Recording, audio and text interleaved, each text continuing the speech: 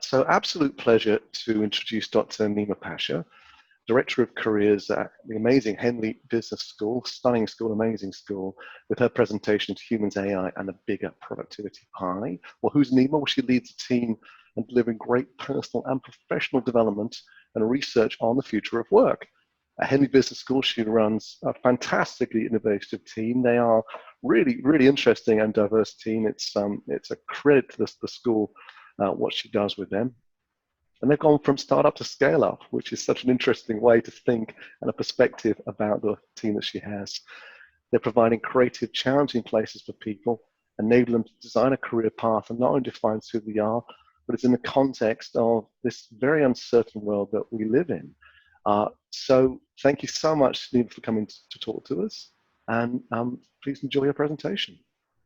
Thank you so much. What an amazing presentation. Arif, thank you so much for your presentation. Nirvana was brilliant. So this is, I hope you've got all your screen up and you're looking at what we look at when we lie down on the grass in Henley Business School, looking up at the big sky, asking ourselves kind of like really big questions. And the big question tonight, of course, is about AI and the bigger productivity pie. Richard's just given me a fantastic intro. I'm not sure I deserve all that, but so yeah, so head up this brilliant team. Deserve that bit. The team's brilliant. Also leading on the world of work, where we're doing all these exciting ideas and something brand new. Also, we've got just started leading with the EY and the Strategic Henley Alliance, which is really timely because leading this with Josie Clure from EY to examine how increasing skills in the UK can help us return to productivity, and we're launching tomorrow. So thank you so much. Lovely to be here. I can't see any of you, but I'm sure you're all smiling away. Well, I'm imagining you're all smiling away anyway. So I thought I'd start off by saying how this presentation came into being, and it actually came out with a conversation with Richard. So he asked me, is our productivity lagging? I can't do Richard's voice. It's just a bit deeper and just a lot more well-spoken. But if you imagine that, that's what he's like, and that's how it works. So then I check my notes and I say, yes, Richard, it is. That's you're absolutely right. Then he comes back again and said, is there a link to productivity and AI? I then check my notes again and go, yes, there is. He's back again, and then I say, and he says, how about this then? What about growing the pie? And I thought at that stage, you know what, I'll put my notes down and say, just watch. And that's what we're going to discuss today. He's asked some big world questions. So I thought the best way to do this was to put them in 5 themes. And I'm going to race through this quite quickly and probably talk a bit fast. I apologize. So I'll take questions, in the panel, or just email me or contact me on LinkedIn or tweet me any kind of connections if you want to follow up any of these themes. Okay, so the first thing we asked about was productivity. We should do a fact check for Richard. And here it is. This is from Bloomberg. He says productivity, it suggests, actually has flatlined. Absolutely right. Since it's called, economists often call this the productivity puzzle because of the flatline, and we're kind of working out why. And economists have very varied reasons for that. They're juggling various ideas, and you'll see that the productivity started flatlining at the beginning of the last recession. So it could be the fact that we've had austerity in, and that pushed down worker morale. It could be the fact that we had tech adoption, because there was less tech adoption because of austerity, less investment. Some people argue that we've reached peak output. We can't get any more. We've squeezed as many pips from the lemon as possible. There's also the argument skills deficit, which is a project we're just starting now at the moment. And then there's also down there CEO behavior. And that's something I wanted to mention because that's from some research I've done, that I found companies with higher productivity had CEOs that were more networked, had greater connectivity globally, and had skills and behaviors that were outward looking. Now, I don't want you to do anything with that. Just pop it in that backpack like this chap person's doing here. Because as we progress through the pandemic economically and come through, there are a lot of indications that globalization will drop. I just want you to think that perhaps through less globalization, we may lose some of those kind of skills that we're expecting CEOs to have to take us forward. Okay, so the second theme was AI and productivity. We should do another fact check. according to PwC, from a report back in 2017, and there's many other reports since then. 15.7 trillion are expected to be added to the UK economy by AI adoption, and 6.6 trillion through productivity gains. So yeah, the answer was yes. They were expecting, like we would with any form of innovation, to develop. And we've heard ways of doing that. Iris given a really good look at RPAs as a whole range of other things. Azim's building a chatbot in the other room. So there's lots of other things. I always think the other room, he's out back in the garage or something, but he's out doing that in the Zoom back room. But there's also here AI assistants, just so I've highlighted, because some research we've done in Henley suggested by 2030, AI assistants could give back workers 12 working days a year through better productivity. Fabulous. So we're building up a bit of an equation here. We're looking at percentage increases in productivity through the implementation of AI. Fantastic. However, a lot of research is suggesting that actually we've not got to the point where we should have done. The promise of AI hasn't come forward. And people sometimes blame the thing that we haven't put in this equation. It is, of course, humans.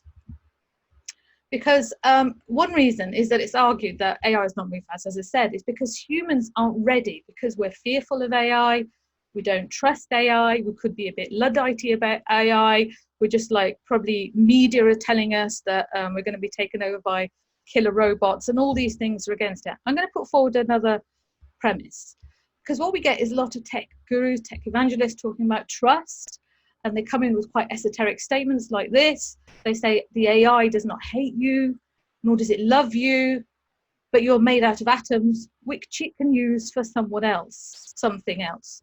And I think that's a little nonsense to a certain extent, because my premise is, and it supports what Ivana was talking about, in some ways you cannot separate the product from the producer. So trust in AI may be lowered because our trust in AI firms has been compromised. And that's the same with any product in any industry. After the 2008 crash, there was trust issues with banking and finance. So it becomes a sectoral trust issue. It's not just the big tech firms. It could dissipate to all tech firms. So I'm going to suggest it's not so much this statement here that we have to consider, but it's actually, in AI firms, do we trust, and less about what it can do for something else, but what they do for something else. It's not entirely their fault. There's something called the privacy paradox, which you may have come across. And it's sometimes that we give away private information for little reason. We sell it, we're going to get a free coupon, we're going to get a free donut or something like this, and we sell it quite quickly, give it to so-and-so, but then we worry about our privacy. It also refers to this, these 2 points that Valetti has made, that big tech firms are so high profit driven that according to Valetti, they can leave consumers worse off than if we had not given them their data. And the other thing about privacy is that we don't get the privacy, the big firms themselves are highly private. He's actually pointed out the top 5 economic journals, there are virtually no published papers in the past 10 years that use primary data to look at competition. I think that's incredible. I'm also going to bring in something from my world in universities, that in adding to trust, we add privacy in and feeling uneasy about the product. We hear about very exciting products. I'm going to suggest that actually, in many ways, products still make us feel uncomfortable, and then our privacy drops. In universities, we have about 30% of graduate recruiters using AI to recruit. And graduates go through it because they need a job. But how does it feel? I want to show you a video to get your thoughts on it. Now, technology is transforming the job market as we know it. Can you hear that?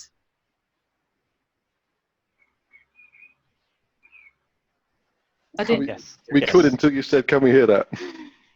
Oh, you can only hear you say that. Oh, I haven't shared with the with my. Can I just stop my share and come back out? Could you hear the video? Could you hear the video? Yes. Oh. It's good to hear some people heard it. You gonna play it again?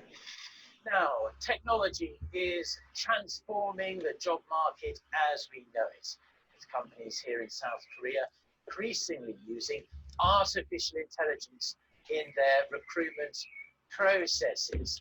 Because of this, many job applicants are actually seeking lessons on how to beat the AI algorithms. Park Se-young has this report. Your next job interview could be with a robot. Employers are experimenting with artificial intelligence to help them find the best workers for their companies.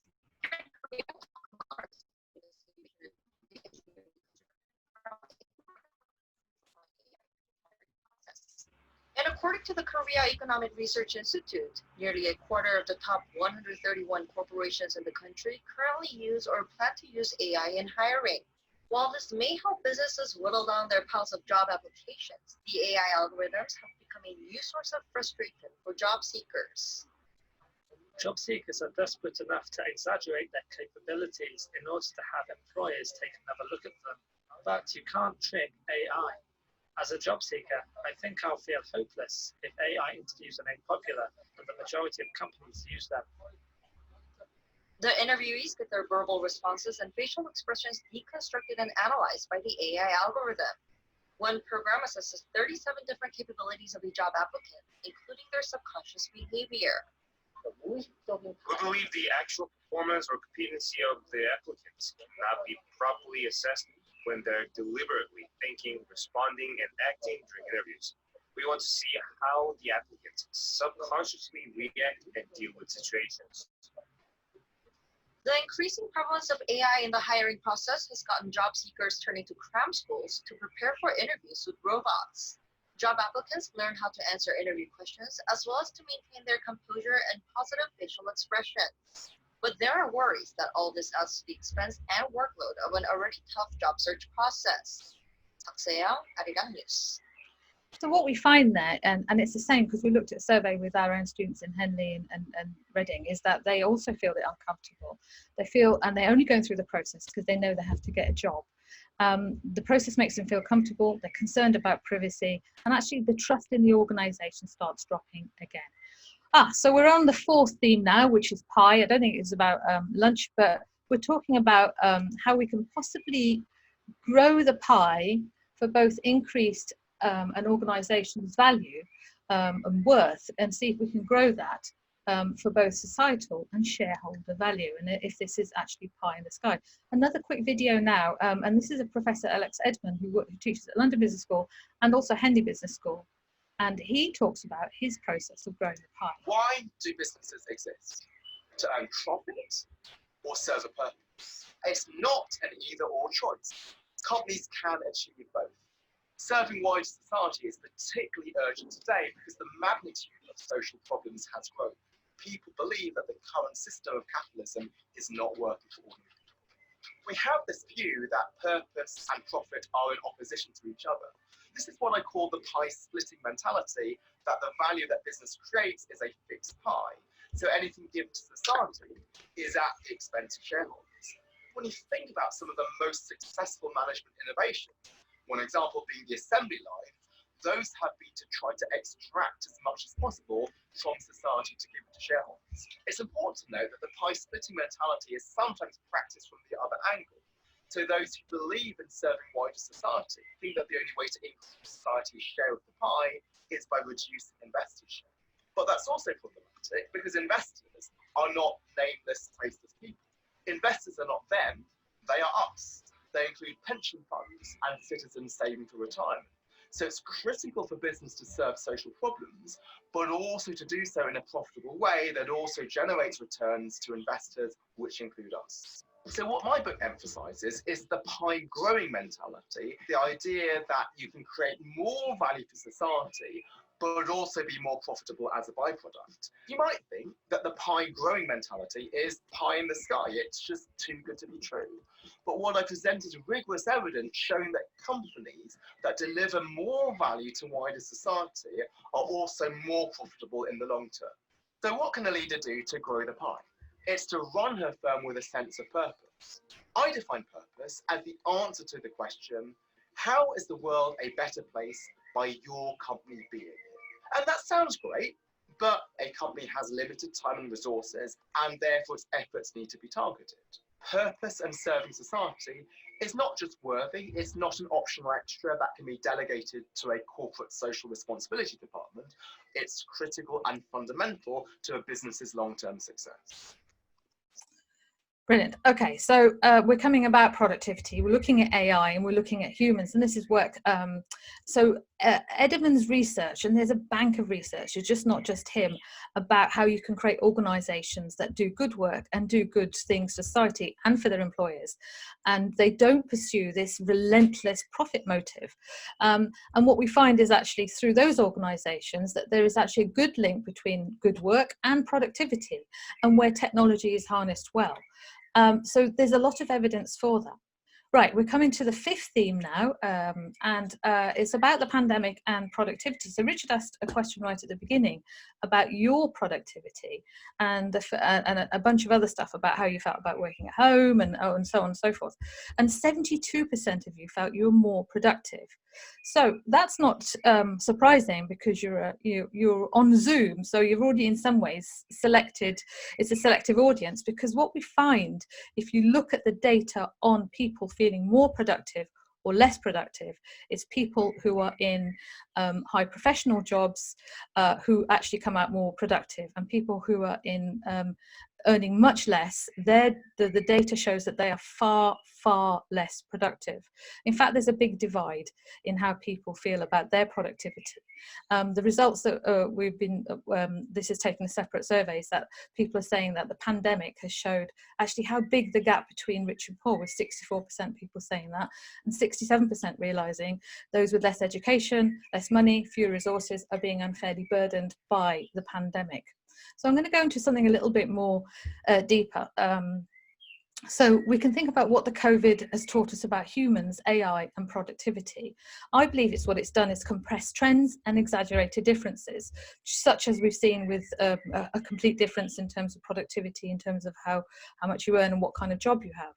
What we found is that companies that are digital and had low debt fared better to the opposite. So their tech adoption was much higher. The trade strains that we see, that we knew that were already happening between China and the US, is probably exaggerated further.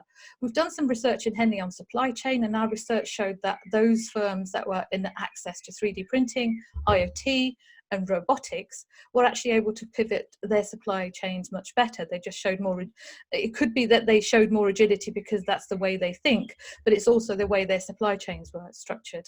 And places like retail and travel, if they haven't got an online presence, or they were very like airlines, then it was really exaggerating. These strains were already there, it pulled it out further. I want to go back to trust as well, because the trust motive has really become under scrutiny under the pandemic. At the start of the pandemic, we saw companies give bonuses and CEO wage rises at the same time of furloughing staff, and trust really went down in those organisations. We know that profit went up with those organisations highly digital. Amazon made 75 billion in the first quarter. So when you see a big difference between CEO wages and worker wages, again, that affects trust. And I'm also going to say that will affect trust in the product, the AI product as well. And a quick note on philanthropy, which I won't go into, but just to briefly say that we get big CEOs of tech firms very often giving a lot to philanthropy. And the research just briefly says, if they put that money through tax, actually it reaches more of the people more effectively than if they had just going through the philanthropic ways. And finally, trust in AI. And Ivana talked about this as well. I mean, even in life and death, where you think you might die, your loved ones might die, your community is going to be affected, the economy is going to tank, we are still resistant to something like a track and trace software. There's so many people who are completely, I'm not going to download it, I don't trust the government. And that's before, if I may say, the comings and goings of this weekend have come in, but trust in the government, and also trust in firms for not using our data sufficiently well. So that's now. So I think when we look at the night sky, we might actually not start thinking what needs to change. And I think we're at a point that we can change. And I'd suggest that in AI, humans and productivity is a kind of a bit of a manifesto in pulling these ideas together. And it's to summarize Edelman's work. He says a company's responsibility is to generate profits. However, the company's goal, which is different, is to serve society, is to make products that transform customers' lives for the better and provide employees with a healthy, enriching workplace and preserve the environment for future generations. And that's how you grow the pie. So I would suggest AI firms also need to think accordingly, because otherwise our trust when we buy their products will reduce. We're fine at the moment because in some ways it's a bit of a monopoly, but as we go forward, this will change and people will start making different decisions. I mean, some fringe elements are already burning down 5G masts and things like this, but so trust is really something quite critical at the moment, and we can see it with what we've had in COVID. So I suggest that, of course, explainable, transparent and ethical AI should be part of the product. That's what we want to go for. But it fundamentally has to be part of a company culture. And that's what we need to do, the organisations that we work for and the organisations that we buy products from as well. We need to look at the whole picture, the bigger pie as well. So finally, I would say, I think we have a duty. I mean, the losses of COVID, I think, really should drive us to think how we build productivity and profit for good, and to completely echo Ivana's point, with a multi-AI stakeholder approach, which is adopting human and productivity driving behaviours. If I can end with a quote, which I think answers all of those questions that Richard had at the beginning, was the slowing of productivity in the UK is partly because companies are not adopting AI fast enough. We've said this. And perhaps the biggest growth area of all is human skills. And those are tasks requiring emotional intelligence, empathy, relationship building, and resilience. So which hippie would say this? It was in fact Andy Haldane, Chief Economist of the Bank of England. So I kind of think if we've got our oldest monetary institutions, we've got finance professors, we've got organisations like the Royal Society and CIPD all saying this is what we need to shift towards, then I think we're at the point where we start needing to make bigger and better decisions about growing the pie. Thanks so much.